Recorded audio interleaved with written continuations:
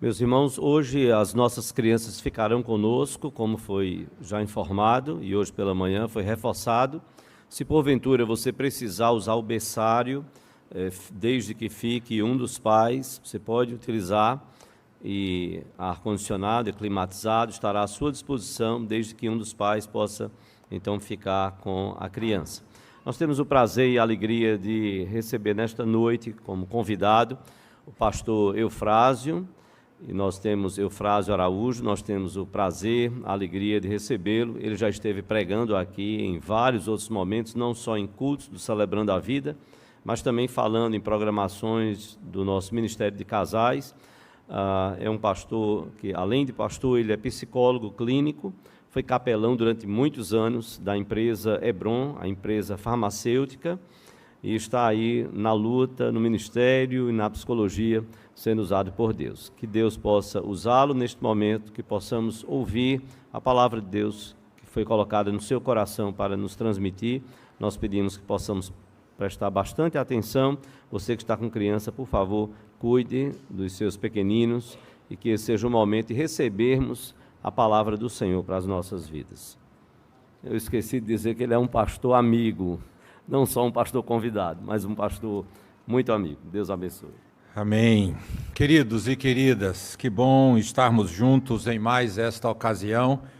Eu tenho a honra de estar neste lugar já por várias vezes, nesta igreja, que é ocupado por este jovem pastor que se recusou subir na hora da terceira idade por uma questão de vergonha pessoal, mas eu sei que ele já deveria estar aqui desde 2019, nesse negócio aqui. Agora, o Silvio fez contato comigo pelo WhatsApp, olha o Silvio ali, e me pediu uma foto minha para colocar aqui nos 65 anos. Eu disse, Silvio, pelo amor de Deus, bicho, pega de Petrônio, porque eu ainda estou longe dessa idade. Ainda estou muito longe de 65. Mas, queridos, nós vimos desfilando aqui à frente, nessa celebração da vida, várias faixas etárias da igreja. As crianças não vieram, elas estão com a gente, mas desde adolescentes até 93, 94 anos passaram aqui diante de nós. E então eu tenho uma pergunta para nós que tem a ver com esse desfile dessa turma toda aqui à frente, que é a seguinte: é possível em todas essas faixas etárias nós celebrarmos a vida? É possível nós olharmos para a idade em que você está, ou seja, especialmente você e o espelho, e é possível celebrar a vida? Essa é uma pergunta simples de ser feita e difícil de ser vivida. Porque a vida tem curvas e tem nuances as mais diversas. Viver, já dizia Guimarães Rosa no Grandes Sertões Veredas, que é um negócio muito perigoso. Viver é muito perigoso. Você corre o risco de não viver a qualquer momento. Por isso a importância de nós entendermos a celebração desta noite, porque estamos vivos. E na vida nós temos a possibilidade da celebração em qualquer faixa etária em que nós estivermos. O que eu defendo especialmente é que nós deveremos ser a nossa melhor edição em cada fase da vida. Na adolescência, você ser a sua melhor edição. Quando a vida começa a entrar na adultice, lá para os 20 e poucos e vai, você entender que é possível celebrar a vida e você não recusar fazer esta passagem. Essa semana conversei com uma moça que está exatamente nessa faixa de transição, deixando a adolescência, entrando na juventude, e ela está se recusando entrar na vida de gente grande. Entrar na vida de gente grande, de gente adulta, de gente que tem boleto para pagar, tem conta de luz, tem posto de gasolina. Até então, você vem no banco de carona ou vem atrás e vê o pai entregar a chave para o frentista do posto e você não está nem aí. Mas agora, filho, é o seu cartão que passa. Porque a fase mudou. E nós precisamos aprender a celebrar a vida em cada mudança de fase, em cada mudança de faixa. Nós assumirmos que a vida é bonita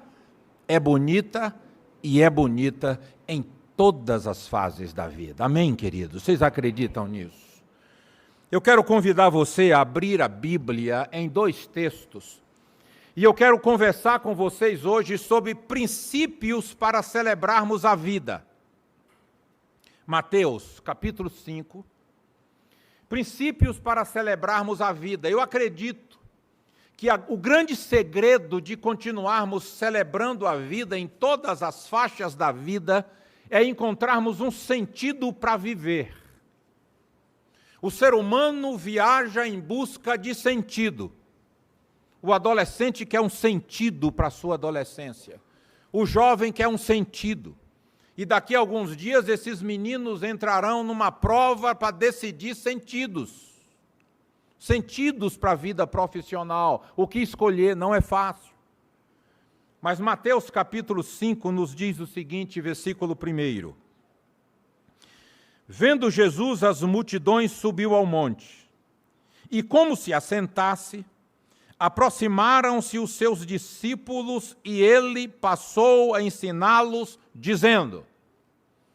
Imagine essa cena, uma montanha, Jesus se aproxima, sobe essa montanha, muita gente vem com ele, especialmente os discípulos bem próximos, e era próprio dos mestres desta época ensinarem sentados.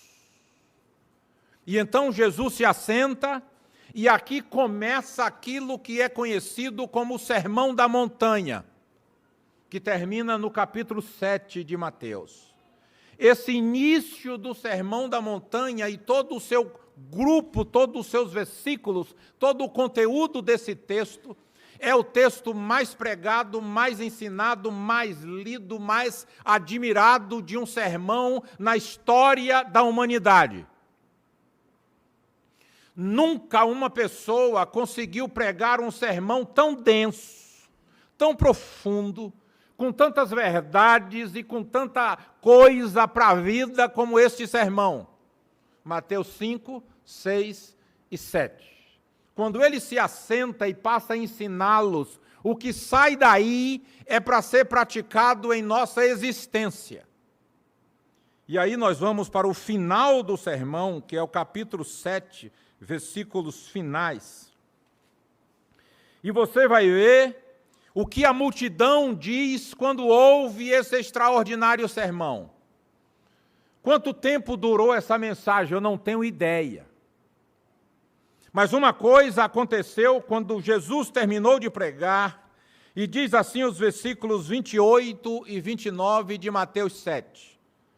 Quando Jesus acabou de proferir estas palavras, estavam as multidões maravilhados da sua doutrina, por uma questão muito simples, porque ele as ensinava como quem tem autoridade. E agora veja a vergonha para os escribas, e não como os escribas.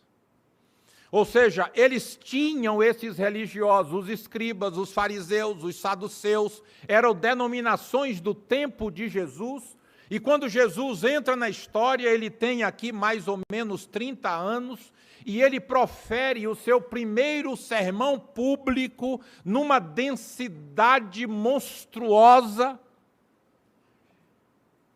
As pessoas ficam estarrecidas no final do sermão.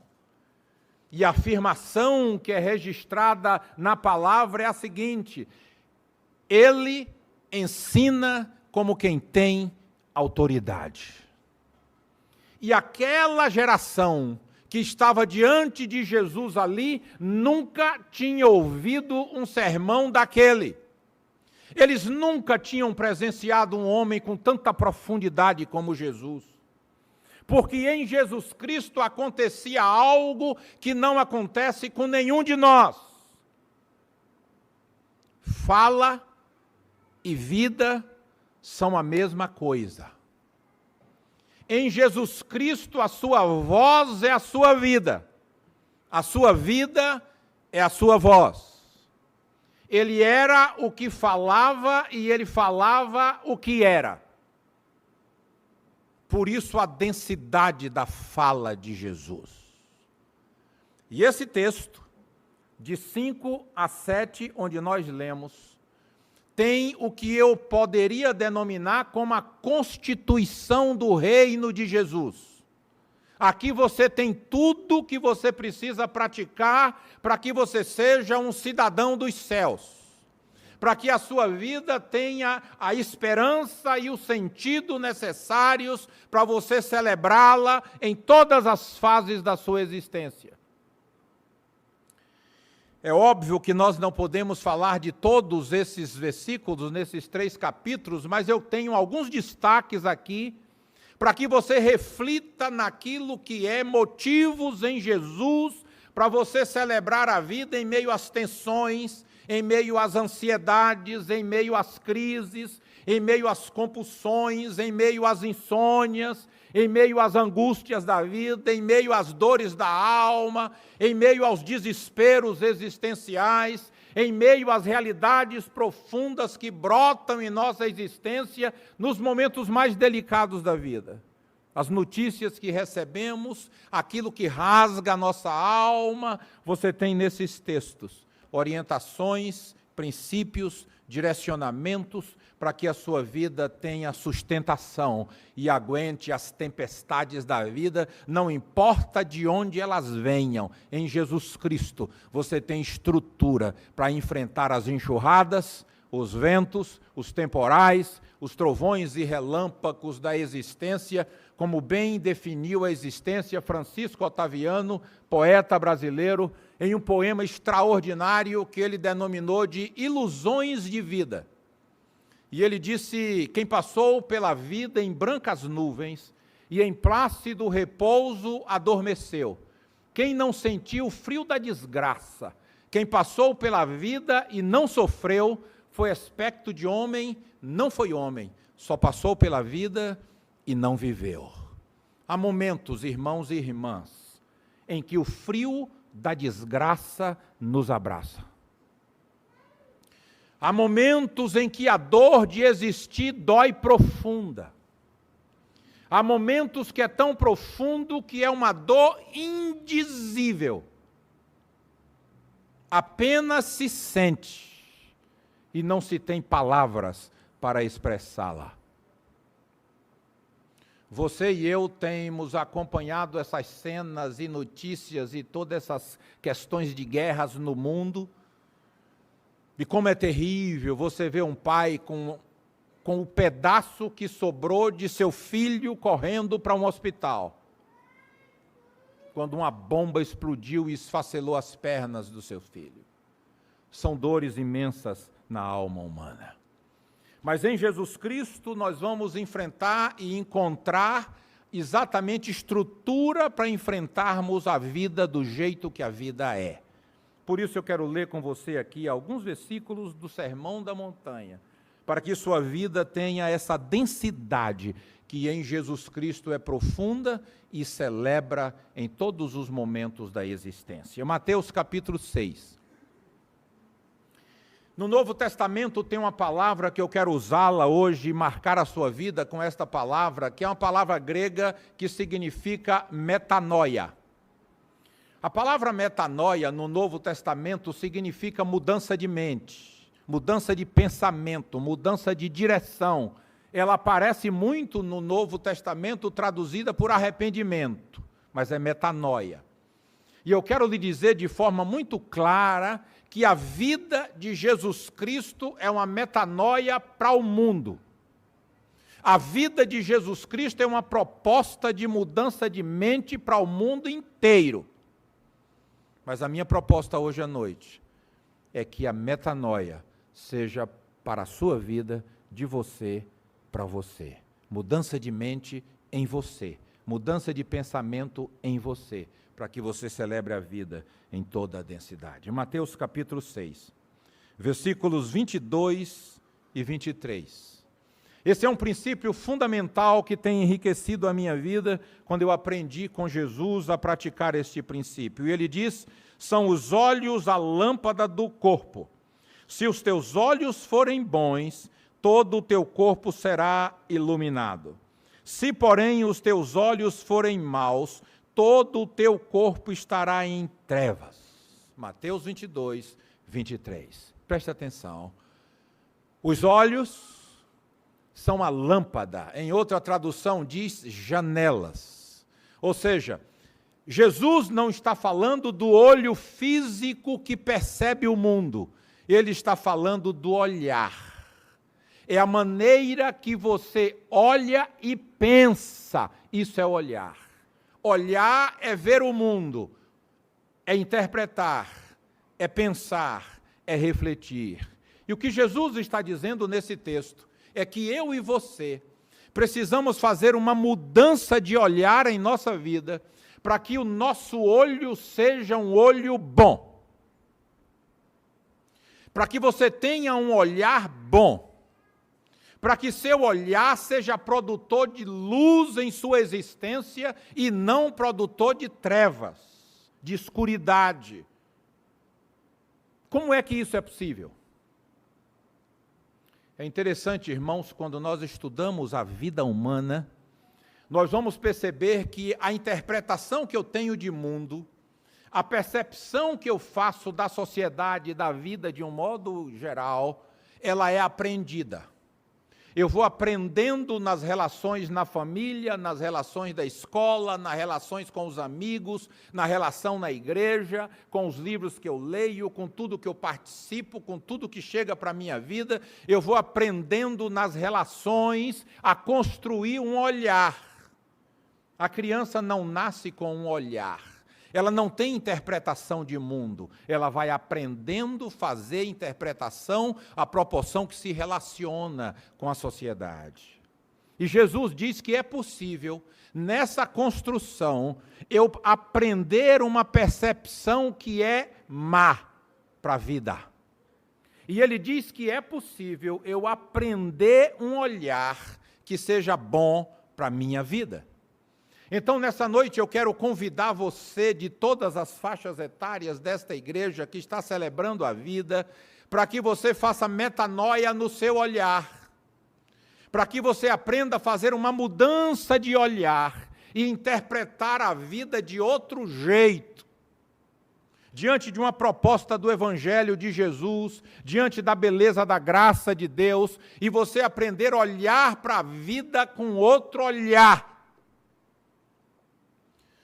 Quantas vezes eu recebo pessoas com transtorno mental no consultório e depois da primeira, segunda, terceira sessões eu já sei que essa pessoa está com um olhar mau para a vida. Ela não está percebendo as competências que ela tem, não está percebendo a história da sua vida que ela pode reconstruir e se reinventar. Ela tem um olho mau para a existência e esse olho mau para funcionamento orgânico que acelera seu coração, que dilata a pupila, que a coloca diante de uma crise, 3 horas da manhã, dormindo no seu quarto, dispara uma crise que nós chamamos de pânico, e ela chega ao hospital em pânico. E o médico a atende e ela não tem nenhum problema fisiológico. Ela tem um problema de pensamento. Ela está pensando a vida de maneira errada. E se ela aprender a corrigir a percepção que ela tem de mundo, ela sara. E eu tenho dito tantas vezes e vou repetir para vocês, não existe remédio que me ensine a pensar a vida de forma correta. Não existe medicação que me ensine a olhar, como Jesus está dizendo aqui. Se teu olho for bom, a sua vida será iluminada. Se seu olho for bom, a sua vida terá esperança. Se seu olho for bom, você vai aprender a celebrar todas as instâncias da sua existência. Mas você precisa fazer uma metanoia no seu olhar. Há pessoas que olham para a vida e só enxergam feiuras. Não é que a vida não tenha feiura, mas ela só enxerga feiura. E eu quero convidar você hoje a refletir sobre isso, porque a proposta de Jesus de Nazaré, em todas as nossas faixas etárias, é que nós aprendamos a olhar para a vida de forma bonita, de forma leve. E eu quero deixar uma proposta para vocês aqui, para vocês leem o Evangelho de Jesus, Mateus, Marcos, Lucas e João, não pelo olhar da fé, mas como se você estivesse lendo a biografia de um ser humano. E eu desafio você a olhar para esse ser humano e aprender dele a viver a vida com densidade e tendo um olho bom para a existência. Jesus tinha um olho bom para a vida. Ele não andava caçando pecado na vida de ninguém. Ele não andava bisbilhotando a vida alheia. E Jesus tinha sempre um olhar de esperança, de graça, de bondade, de acolhida, de misericórdia, um olho bom para a existência. Um dia chegou a Jesus uma notícia de que um amigo querido seu tinha morrido. E depois dessa notícia, a notícia direta não foi morto, mas está muito mal aquele a quem amas. E Jesus ainda fica 2 dias depois dessa notícia. E depois de 2 dias, Jesus disse, vamos para Betânia. E aí os discípulos disseram, Senhor, faz pouco tempo que quiseram nos matar em Betânia. Mas Jesus tinha um olho bom para a vida. E ele disse, precisamos ir a Betânia, a casa de Maria, porque Lázaro está morto. E eles disseram, Jesus, se está morto, vão enterrar. E Jesus disse, não, nós vamos lá.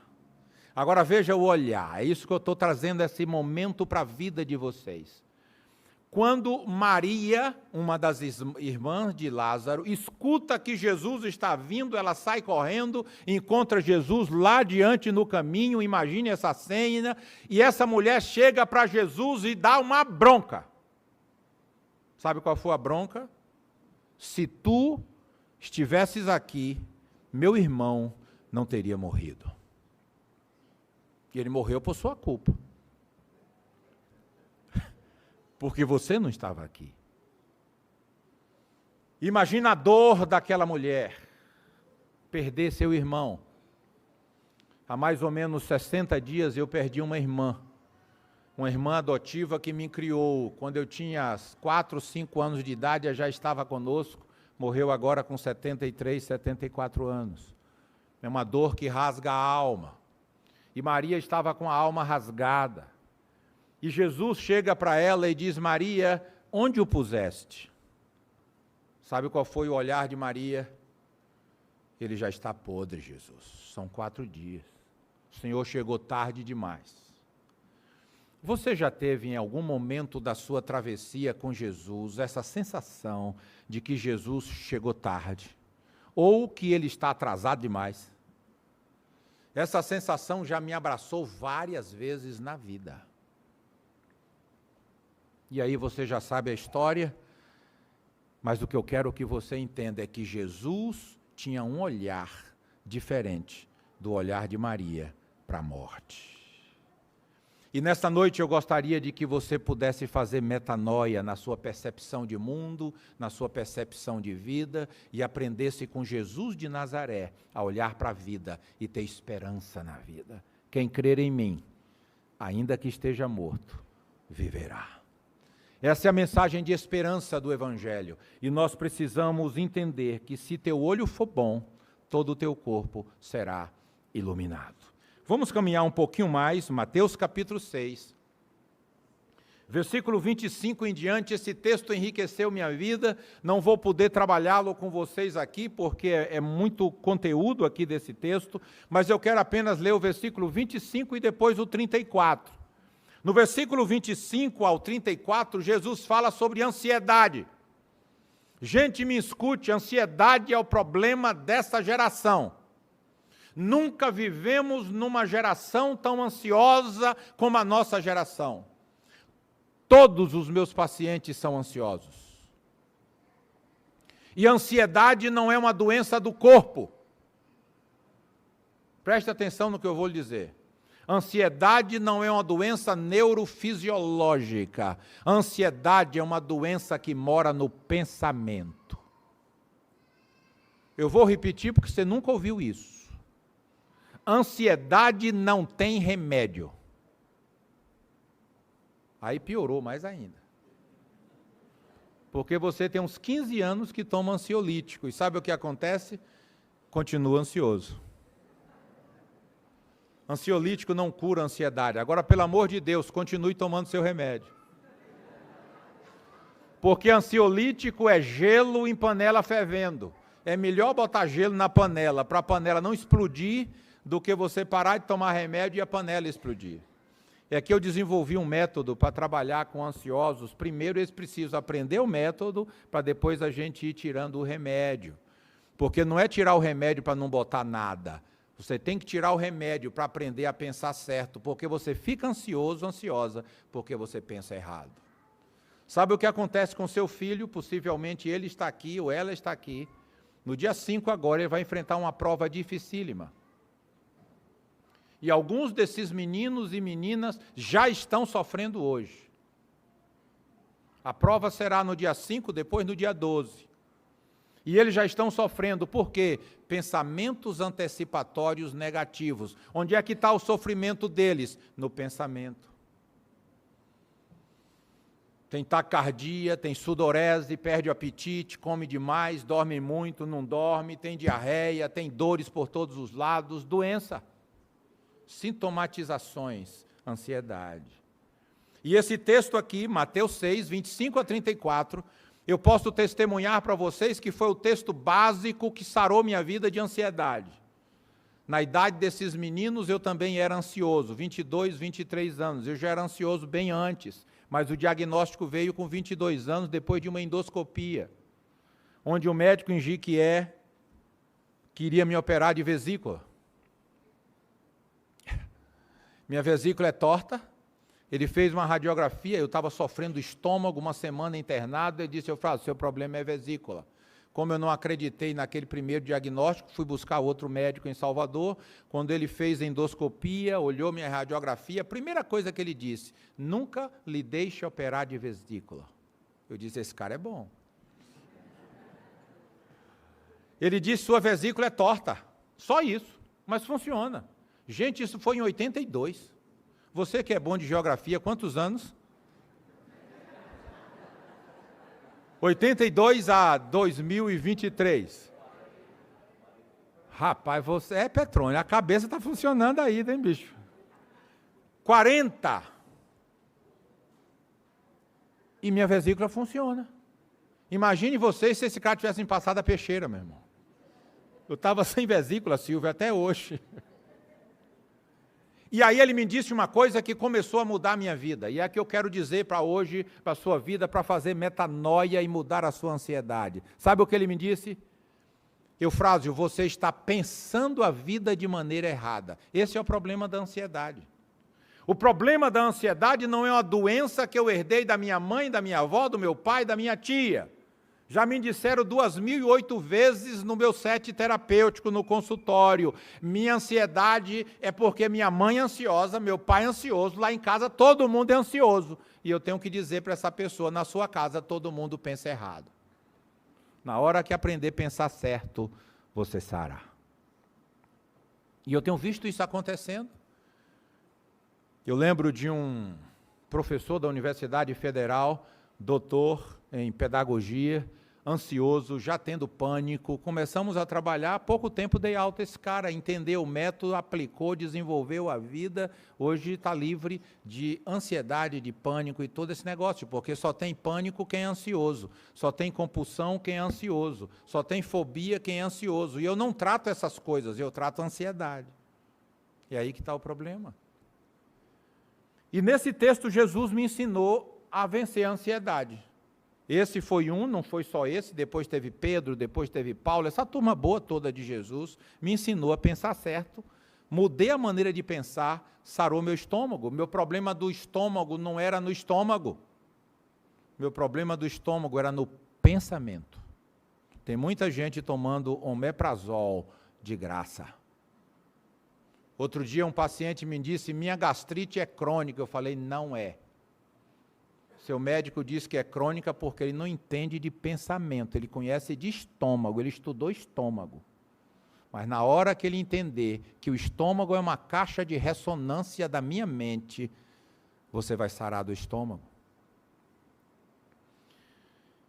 Por isso vos digo, não andeis ansiosos pela vossa vida quanto ao que haveis de comer ou beber, nem pelo vosso corpo quanto ao que haveis de vestir. Não é a vida mais do que o alimento e o corpo mais do que as vestes? Observar as aves do céu. Não semeiam, não colhem, nem ajuntam em celeiros. Contudo, o vosso Pai Celestial as sustenta. E aí você continua lendo um texto maravilhoso, mas o que eu quero deixar para você nesse primeiro versículo é, não andeis ansiosos de coisa alguma. E aí eu quero fazer uma pergunta para vocês, crentes, que cantaram aqui as músicas mais bonitas e celebraram a vida. É possível não ser ansioso?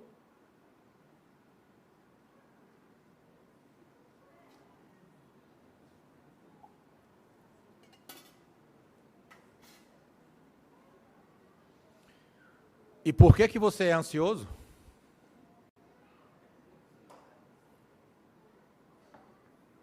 Eu era crente como você e era ansioso também. Eu entrei na igreja em 78, entrei no berçário.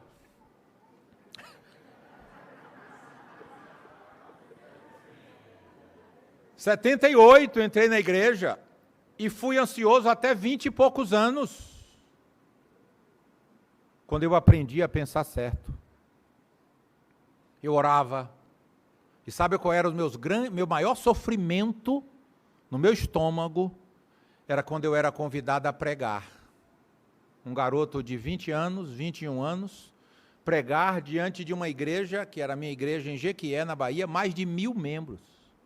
O pastor da igreja viajava e me convidava para substituí-lo. Sofria, até que eu aprendi com Jesus que o meu problema não é o estômago, o meu problema era pensamento. Por isso ele disse, não andeis ansiosos por coisa alguma. E agora ele chega num versículo que eu quero deixar para você, esse versículo, que é o 34, ele está encerrando essa ideia de ansiedade. Eu queria que você lesse esse texto. O problema é que a gente sabe disso, o nosso problema não é saber. Nosso problema é praticar. E ele diz no versículo 34, vamos ler juntos? Cadê? Aqui está a projeção, vamos ler juntos aí? Portanto, não vos inquieteis com o dia,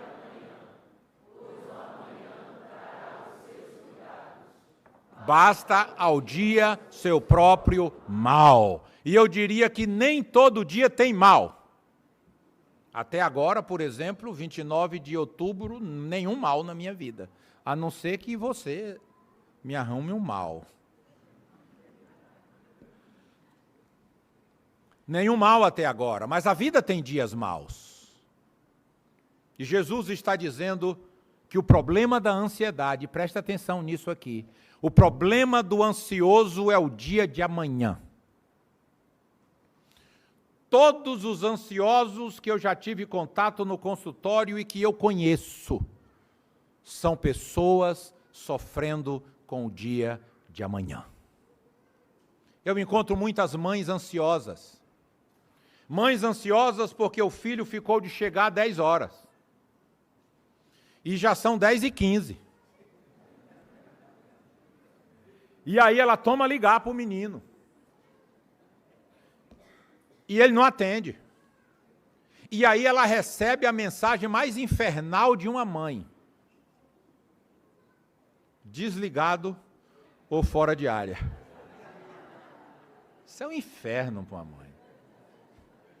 E ela já cria as coisas mais loucas possíveis. Já vê o filho no IML partido por um caminhão, a metade de um lado, a metade do outro. Foi atropelado. Foi sequestrado. O menino não tem 1 centavo, mas ela diz que foi sequestrado.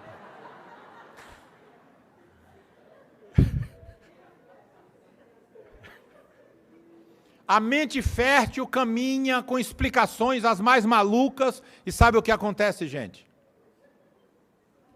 Isso aqui é muito interessante você ouvir. O que eu vou lhe dizer agora, você nunca ouviu. Moléstia à parte. Preste atenção.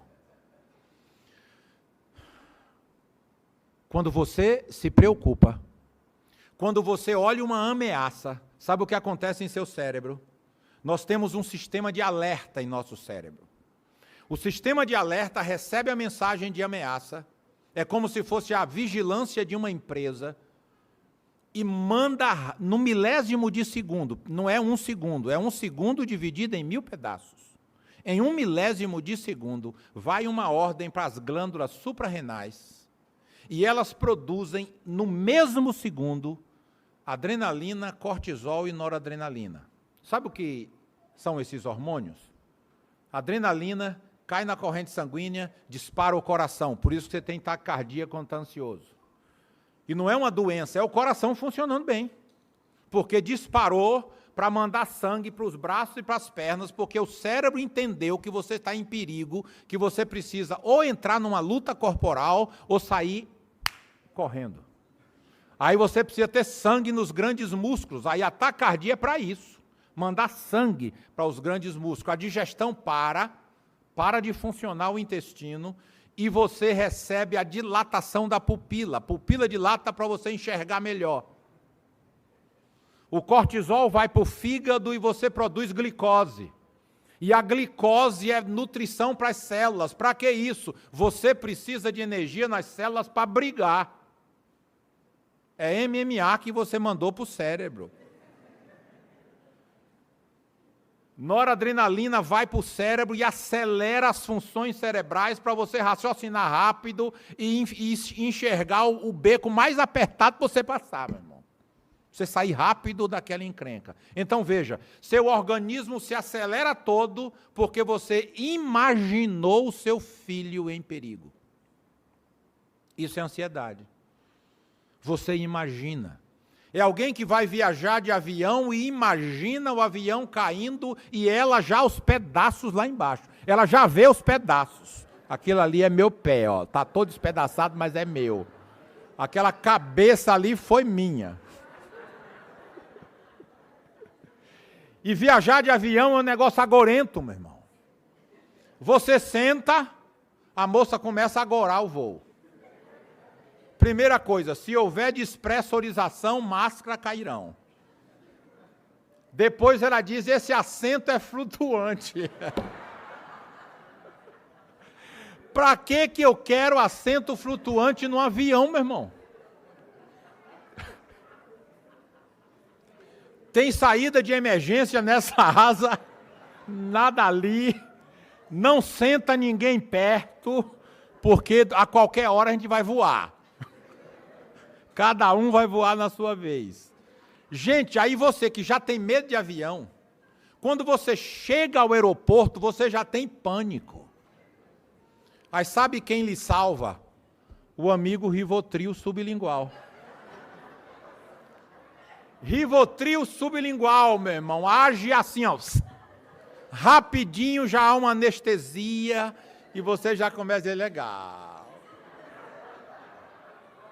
LSD na veia, meu irmão. Só que você é crente e não fuma maconha, você toma Rivotril. É o mesmo efeito, meu irmão. E aí você viaja tranquilo, vai para São Paulo, realiza seus negócios, e na volta, o Rivotril da ida só curou a ida. Aí você precisa de outro sublingual. E sabe quem ama isso? A indústria farmacêutica. Ela diz, é isso mesmo, Rivotril é beleza. Pro resto da vida, tome Rivotril. Você não sara nunca, meu irmão. Então Jesus diz, basta cada dia o seu mal. E eu tenho 3 ideias nesse texto que eu ensino aos meus pacientes e eu vou dar de graça para você depois um Pix. Eu vou dar de graça para algum, mas Petrônio, depois um Pix. Você que estava ansioso, você estava o tempo todo falando comigo aí. 3 ideias para você ter um dia leve e você celebrar a vida no seu dia. Eu gosto de dizer isso aos meus pacientes. Sabe um texto que abençoa minha vida demais? Salmo 118, 24. Vamos falar juntos? Você não sabe, Petrone lembra. Este é o dia, alegremo-nos e regozijemo-nos nele. Vamos falar todos juntos? Este é o dia que o Senhor fez. Alegremo-nos e regozijemo-nos nele. Gente, você começar o dia com esse texto, e nele aqui significa Deus e dia. Este é o dia que o Senhor fez para você se alegrar no dia e se alegrar em Deus, celebrar a vida, viver a vida, acordar de manhã e dizer: esse dia vai ser massa. Massa é velha, viu? Massa é uma gíria velha, é da época de Petrônio essa. Então você acorda e você olha para a vida e você diz: Deus está comigo e eu tenho competência para cumprir minha agenda de hoje. Pronto, meu irmão. E aí você tem agora as 3 ideias. Copiou aí? Memoriza. Primeira ideia para você ter um dia leve e celebrar a vida. Aprenda a viver um dia por dia. Isso aqui já é um golpe fatal na ansiedade. Porque o problema do ansioso é o dia seguinte. E se você aprender a viver o dia de hoje, você já dá um soco no queixo da ansiedade. Já começa a pensar certo. Porque você só tem o dia de hoje. Eu aprendi isso com um missionário extraordinário chamado Hudson Taylor. Hudson Taylor foi um missionário, o primeiro missionário para o interior da China, um homem extraordinário. E o filme sobre a vida de Hudson Taylor abençoou demais a minha vida. E tem um momento em que eles comiam arroz. A comida básica era arroz. Eles comiam arroz de manhã, meio-dia e de noite. Aí depois do jantar de arroz, a esposa de Hudson chegou para ele e disse: querido, todo o arroz que tínhamos nós comemos hoje, não temos arroz para amanhã. E a fala desse homem me abençoou. Sabe o que ele disse? Ainda não é amanhã. Deus deu arroz até hoje. Amanhã ele será Deus para dar arroz. Deus ensinou isso no deserto e o povo de Deus não aprendeu. Jesus ensinou a oração do Pai Nosso e nós recitamos de cor salteado e também não aprendemos. Jesus disse: basta cada dia o seu mal. E a oração do Pai Nosso é: pão nosso de cada dia nos dá hoje. O maná no deserto tinha que ser colhido diariamente. Algumas famílias diziam: quem sabe Deus esquece e vou pegar um bocado para amanhã. Amanhecia tudo podre. E Deus disse: até quando vocês vão duvidar de mim? Mas na sexta-feira Deus disse: pode pegar para 2 dias que vai aguentar. Porque sábado não tinha maná e o maná não apodrecia. Gente, Deus está nos ensinando que nós recebemos a vida por dia. E você precisa aprender a viver um dia por dia. A doença é porque a gente quer viver 30 dias em um. A gente já quer que já seja Natal. Primeira ideia, um dia por dia. Segunda ideia, faça uma coisa de cada vez. Ah, como isso aqui é libertador. Começou o seu dia, meu irmão, faça uma coisa de cada vez. E quando estiver fazendo essa coisa, faça integralmente essa coisa. Não faça apressado porque tem a próxima. Faz apressado porque tem a próxima. Nós vivemos sempre acelerados para a próxima coisa. Eu tenho que jantar rápido porque eu tenho isso para fazer. Eu tenho que fazer isso rápido porque tenho isso aqui. Não, para de rápido. Viaja rápido porque tem que chegar logo. Aí morre. Bate o carro, derrapa, morre, porque foi rápido demais. Um dia por dia, uma coisa de cada vez, e agora veja a coisa mais difícil para o ansioso: deixar a cabeça onde o corpo está. Isso aqui é difícil demais. Porque o ansioso aprendeu a vida inteira a mandar a cabeça para o futuro. Ele fica aqui, mas sem mente. A mente dele está no amanhã, está no depois de amanhã, já está assombrado com as coisas que virão. Se a mulher engravida, já está com medo do menino ter problema e nascer com defeito. Se vai fazer uma viagem, o avião vai cair, como eu disse há pouco aqui. Se vai fazer uma prova, vai perder. Se vai para uma entrevista de emprego, não vai ser escolhido. Se vai fazer um concurso, não vai ser aprovado. Ele já sabe. E você precisa aprender a manter a mente onde o corpo está. E agora eu quero concluir, levando vocês para mais uma vez o final do Sermão da Montanha, capítulo 7. Uma metáfora que Jesus usa, que enriqueceu a minha vida, e que esta noite eu quero que enriqueça a sua vida também, para que você aprenda a celebrar a vida em todas as fases da existência. Veja só, Mateus 7, versículo 24 em diante, você já ouviu 208 mensagens nesse texto e agora 209.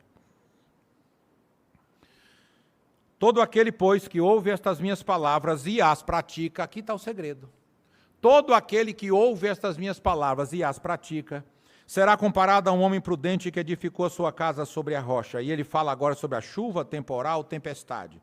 E todo aquele que ouve estas minhas palavras e não as pratica, é a mesma coisa os versículos que falam da tempestade. Ou seja, os dois versículos são iguais. A única diferença é que um ouve e pratica, outro ouve e não pratica. Aqui está o segredo da casa ter ficado em pé. E aí eu quero dizer uma coisa que você nunca ouviu. Jesus disse que uma casa caiu na tempestade, e ele disse que a outra casa não caiu. E sabe o que você nunca ouviu? É que a queda da casa não tem nada a ver com Jesus. A fortaleza da casa não tem nada a ver com Jesus. A casa que ficou em pé é porque o cara ouviu a minha palavra e praticou. Por isso a casa dele aguentou os temporais da vida. Jesus não tem nada a ver com isso, não. Ele ensinou os princípios. Se você praticar, você será firme e forte nas lutas da vida. Ele ensinou os princípios. Se você não praticar, a sua casa vai cair. E Jesus não tem nada a ver com isso, não. Por isso eu quero convidar você hoje, em nome de Jesus, a ouvir o ensino de Jesus e praticar. E a sua casa vai celebrar a vida em todas as faixas etárias. Você vai aprender a viver com o prazer de estar vivo.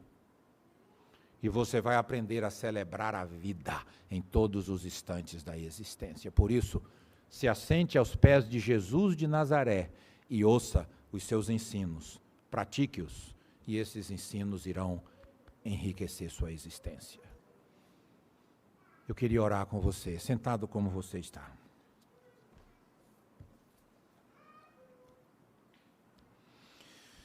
Pai querido, muito obrigado pelo privilégio de sermos do Senhor em todas as faixas etárias. Desde a infância até o último suspiro da vida, nós poderemos servir ao Senhor com um prazer imenso e celebrando a existência em qualquer circunstância. E nesta noite, Senhor, eu quero bendizer o Teu nome por essa celebração da igreja e pelo privilégio de reconhecer a vida que pulsa em Jesus de Nazaré e cada faixa etária que veio aqui, os casamentos celebrando datas e glorificando o Teu nome, Senhor. E nós queremos nos assentar aos Teus pés para sermos aprendizes do Senhor e praticarmos o Teu ensino, para que a nossa casa fique em pé e nós possamos celebrar a vida em todas as fases de nossa existência. Que nós sejamos bonitos, Pai, em cada edição de nossa vida. Obrigado pela existência dessa igreja, pela sua liderança, por todos os seus membros, e que a bondade do Senhor continue abençoando a vida de cada um aqui. Obrigado por esta noite, em nome de Jesus. Amém e amém. Deus abençoe sua vida, em nome de Jesus.